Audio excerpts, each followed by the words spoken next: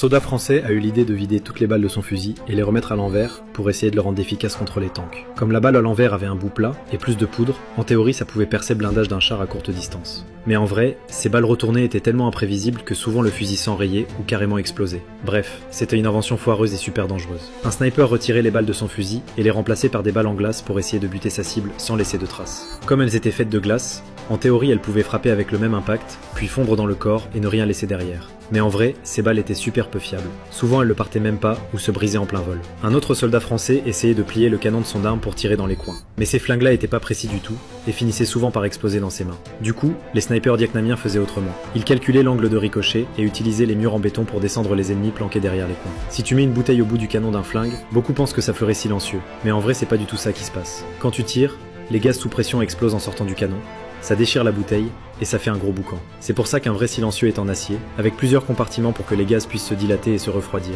ce qui réduit vraiment le bruit du tir.